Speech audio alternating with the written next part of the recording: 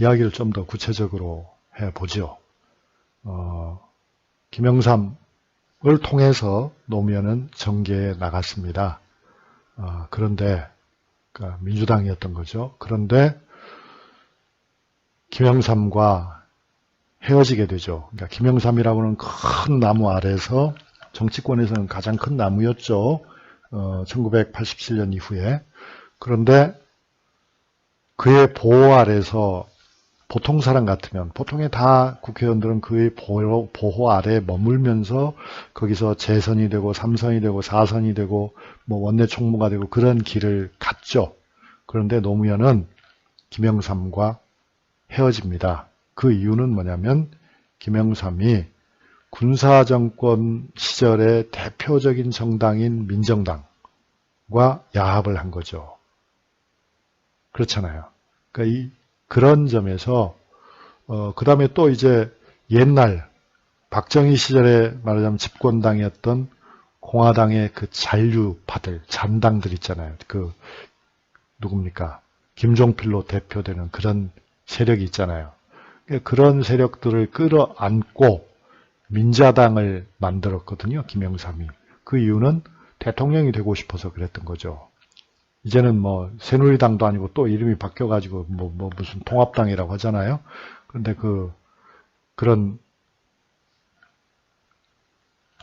보수적이고 전통적인 기득권 세력의 총합, 독재자들의 추종 세력과 김영삼이 정치적 주판을 놔가지고 주판이 떨어지니까 대통령이 될 생각으로 손을 합친 거잖아요. 거기에 대해서 이제 불과 초선 의원밖에 안 되는 노무현이 이것은 아닙니다. 총재님 이것은 틀렸습니다. 저는 같이 갈 수가 없습니다. 해가지고 결별을 선언한다는 것은 정치적으로 보면은 자살 행위였죠. 그리고 이제 그는 민주당에 합류를 하는데요. 그 김대중의 민주당에 합류를 하는데 더군다나 그것은 부산 출신인 노무현에게는 독배와도 같은 거였다. 그래서 결국은 국회의원 선거에 연거푸 떨어지잖아요. 그러니까 노무현은 한국 사회가 나가야 할 하나의 지표로서 민주화라고는 뚜렷한 지표 외에도 한국 사회를 멍들게 한 지역 감정을 반드시 해소해야 된다. 이렇게 생각한 거예요. 그래서 이제 새정치국민회에 김대중을 지지하고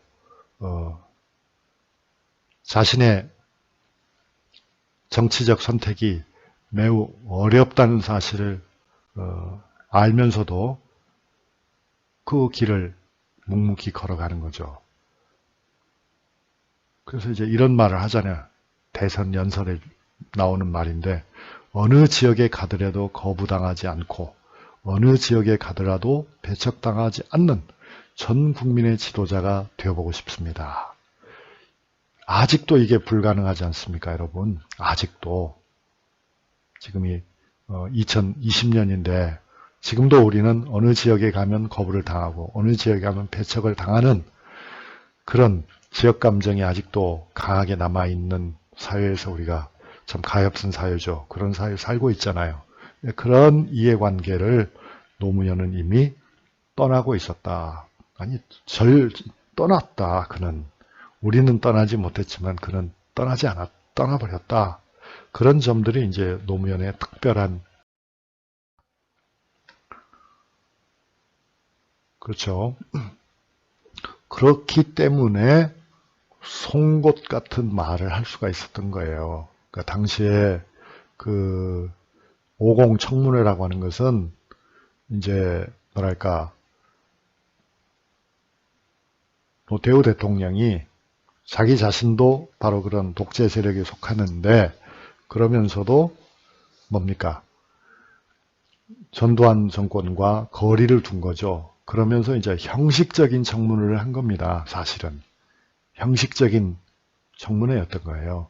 그러니까 여소야대의 상황 때문에 하긴 했지만 실제로는 무슨 진실을 구명하려고 한 게 아니고 그야말로 지루하고 무의미한 청문회였던 것입니다. 그저 상징적인 의미밖에는 없었다. 면죄부를 주기 위한 일이었다. 과거 정권에 많은 비리를 저질렀던 전두환과 전두환의 졸개들에 대해서 값싼 면죄부를 발행하는 그런 수단에 지나지 않았어요. 그런데도 불구하고 노무현은 정색을 하고 이들을 나무랐는데 그 정문의 광경을 지켜본 많은 시민들은 깊은 감동을 받았고요. 아주 신선한 자극을 받으면서 노무현이야말로 우리가 원하는 정치가다 이렇게들 생각을 했던 거죠. 한번 예를 들어볼까요? 여러분 궁금하시죠? 도대체 무슨 말을 했길래 교수님이 저렇게 노무현을 칭찬하나? 뭐라고 얘기하냐면 그 당시 이제 전두환은 전직 대통령으로서 뭐 끌려 나온 거죠. 마지못해서. 그래서 증인 선서도 안 하고 뭐 자기 의견을 말하지도 않고 부하들이 써준 발표문만 마서 읽고 뭐든지 모른다, 기억이 안 난다, 뭐 그딴 소리만 하고 있었던 겁니다. 별 의미 없는 그런 청문회였어요. 그런데 청년 국회의원, 초선 국회의원인 노무현이 이런 얘기를 하죠. 당신이 말한 내용과 당신이 읽은 내용과 내가 지금 명패를 던졌는데, 왜냐하면 이렇게 신통찮게 하니까 그런 거죠. 명패를 던진 행위 중에서 어떤 것이 더 비판을 받아야 되는가. 그렇게. 그러니까 명패를 던진 내가 잘못이긴 하지만 당신이 국민 앞에서 국민을 우롱하고 이렇게 무책임하게 구는 것은 무엇이냐. 이렇게. 남들이 다들 슬금슬금 눈치를 보면서 질문도 제대로 못했을 적에 초선 의원임에도 불구하고 지도층의 무성의를, 무책임을, 비겁함을 이렇게 사정없이 몰아붙였다 하는 점에서 뭐 시민들의 반응이라는 건 정말 여러분이 그때를 몰라서 그렇지 정말 그러한 노무현이 이제 집권당을 벗어나서 별로 당시 부산에서는 아무 전망도 없는 김대중의 당에 들어갔죠. 그러니까 뭐 계속 안 됐을 거 아닙니까? 그럼에도 불구하고 결국은 그 새천년 민주당에, 그게 이제 김대중이 집권해서 새천년 민주당이 되잖아요. 새천년 민주당의 대선 후보가 되죠. 그래서 결국 열린우리당을 만들고 그 열린우리당을 만들었는데 나중에는 그 또 당을 탈당해야 되는 그런 비극을 겪어가면서도 그는 항상 자신의 목소리를 낮추지 않았다. 그는 대통령이 되어서 오히려 권력을 강화시키기보다는 자신에게 제도적으로 보장된 많은 권력들을 덜어냈어요. 그래서 적은 것처럼 국정원 업무 관여 안 하고 사법기관에 대해서도 관여 안 하고 그 다음에 정부의 수반으로서 각종 행정 업무도 대통령에게 집중되는 것을 막기 위해서 스스로 노력을 했다.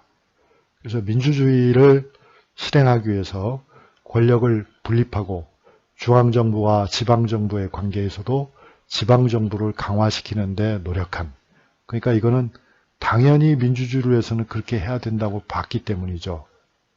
노무현이라는 사람은 힘들고 어렵다고 해서 편한 길을 간 사람은 아니고 힘들고 어려운 줄 빤히 알아도 옳은 길을 가기 위해서 노력했다. 그런 점에서는 이제 과거 우리가 이번 학기에 배운 인물 중에서 조광조를 떠올리게 하는 그런 인물이었습니다. 그러니까 그의 길은 험난할 수밖에 없었고 그를 우리가 정치적 모험가다 이렇게 평가할 수 있을 것 같아요. 땅 짚고 헤엄치기를 할 수 있을 때조차 그걸 거부했다. 그리고 깊은 바다로 뛰어들었다. 어때요? 멋지긴 하지만 굉장히 어려운 일이죠. 근데 여러분 그거 아시죠? 땅 짚고 헤엄치기를 한 사람은 역사를 바꾸진 못합니다. 그는 일생을 편안하게 살 수는 있죠. 그러나 그것은 역사적 행위는 아닙니다. 반면에 이제 노무현 같은 사람은 그 점에 있어서 대단히 그야말로 교과서적 인물인 거죠. 어려운 일인데도 옳은 일이기 때문에 그것을 선택했다. 말하자면 죽을 길을 갔다. 그런 점에서는 이는 이 노무현이라고 하는 사람은 현실 앞에 서 있었던 사람은 아닌 것 같아요. 그러니까 역사라고 하는 거울 앞에 서 있던 인물인 거죠. 그런 점에서 대단히 비상한 인물인 거죠. 제 평가를 너무 편파적이라고 생각하시나요?